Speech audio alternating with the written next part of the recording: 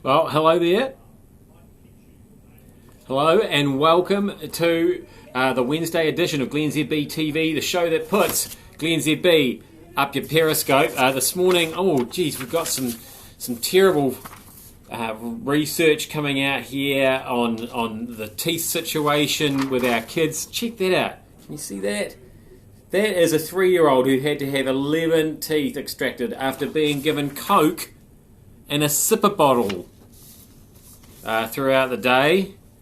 Apparently children as young as 18 months old are having multiple rotten teeth pulled out as parents feed toddlers soft drinks and sipper bottles, chocolate biscuits and Milo for bedtime treats. This is crazy.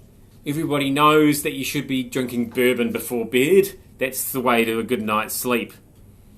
Not quite sure. Still waiting on the research on exactly what that does to your teeth. We've got halloumi, an end to the halloumi wars, hopefully, or is it just the beginning? Because halloumi, it comes from Cyprus. No, I'm not from England. I'm from New Zealand. This is happening in New Zealand. Good question though. But the halloumi's not happening in New Zealand. I want to make that clear. This is world affairs we're dealing with here. Cyprus. That's where halloumi comes from. Otherwise, it's not really halloumi, apparently. But some of it's Turkish and some of it's Greek. And there's been a bit of an argy-bargy there over the years. But they've joined together to demand of the European Council, I think, that only halloumi is allowed to be called halloumi if it comes from Cyprus. So like champagne, like Parma ham. My question is, isn't it a shame that halloumi doesn't really taste like anything? Like proper cheese, like blue cheese, like Stilton. Even like a nice blue brie, for example. I always want halloumi to... It's kind of blank. I mean, I get that it cooks well, and you can do some interesting stuff with that, but yeah, I love cheese. I just love it to taste like something. So, Turkey, Greece, if you can work that out, more power to you. Now, just on a personal issue, yesterday I got into the lift. So this is a complicated topic. I got into the lift to leave the building, and to my horror, it stopped on the way down at another floor, and not one, not two, but 3 dogs got into the lift with me. I mean, it wasn't just them. They hadn't, done that and then pushed the button on the lift. Presumably the people who were holding their leashes, they'd pushed the button. But the sign on the lift, it says the number of persons in the lift. It doesn't say anything about dogs. Dogs don't go in lifts. I didn't know what to do. I had nowhere to go. I was in the lift. And then there was full of dogs. They were big dogs. Dogs take the stairs, not lifts.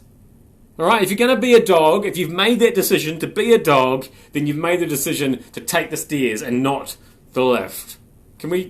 That's just basic lift etiquette, alright? It's right up there with let the people in the lift out when the doors open before you get in. And I don't want to hear any more about it. No more dogs in lifts, please. And while we're talking about animals, we've got a panda, the world's oldest panda. I don't care what its name is. It's 37. And so it's had a birthday party. That's it there. That's its stupid cake made out of various vegetables and things. I've got no time for pandas.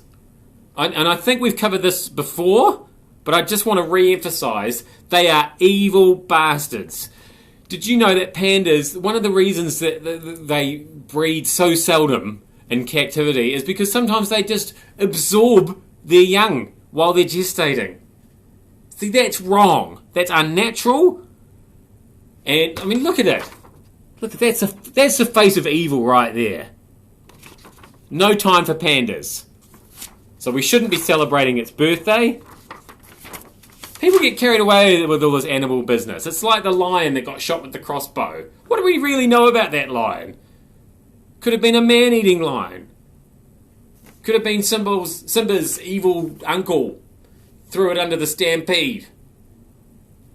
So don't just automatically expect me to feel sorry for a lion. Alright? I want all the facts. That's what I'm trying to do here on glennzb TV.